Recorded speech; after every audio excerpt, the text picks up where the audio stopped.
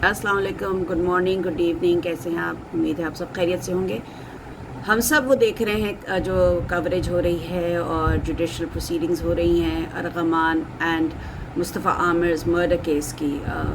उसमें हम मुसलसल देख रहे हैं कि YouTubers, podcasters, journalist, different media content creators भी उस पर फोकस कर रहे हैं।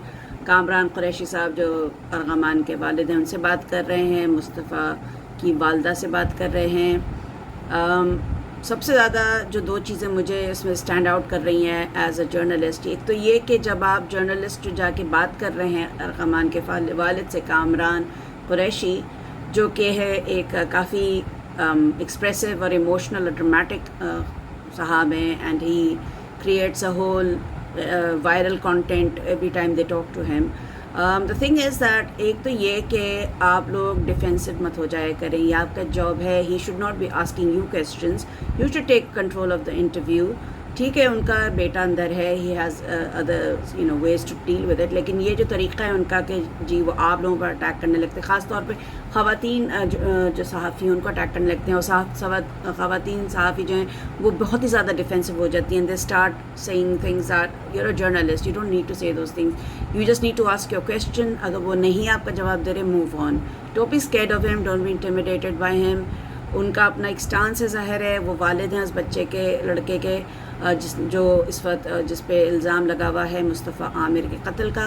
आप सवाल पूछें, move on, don't get intimidated. कोई आपको खौफ की ज़रूरत नहीं, आप एक जर्नलिस्ट हैं, आप अपना काम करें। दूसरी चीज़, ये बार बार हम कहते हैं कि जी जो वालिद हैं लड़के, जो कातिल जो मुल्ज़िम है उसके वालिद जो हैं वो बहुत ही ज़्यादा इंसेन है, पागल हैं, थोड़े से नॉर्मल नहीं लग रहे, और अरगमान भी नॉर्मल नहीं है। This is not something we should determine. आप उसको एक लूप होल दे रहे हैं। He is not insane, neither of these gentleman are insane. Armaghan had the full power of his faculties, वो बिल्कुल नॉर्मल था। वो अपने मुकाबला कर रहा था पुलिस से, जिस वक्त उस पर रेड कर रही थी police. 3 policemen were hurt, injured. वो अपना पूरा डेटा साफ़ कर रहा था, so he had his faculties intact. उसको पता था कि वो क्या कर रहा है। तो बार बार ये कह के कि वो इंसेन है, वो नॉर्मल नहीं लग रहा, शायद वो पागल हैं, this is not something that should be constantly be spoken of, क्योंकि इंसैनिटी प्ली पे बहुत फिर आदमी कहता है कि यार वो तो पागल था। पागल नहीं होता है ऐसे लोग, तो constantly doing something in process. वो उसको पता था कि मैं मार के टॉर्चर करके मारूंगा इस लड़के को, फिर उसको नहीं, उसकी बॉडी डाल दी, उसकी आधी मरी उस बच्चे की जान नहीं निकली थी, उसने डिग्गी में डाला। He looked into the search the car, उसने पूरी व्हीकल को देखा, उसमें देखा कि कोई ट्रैकर नहीं है। He found the iPhone that the mother had placed there and threw it in his room.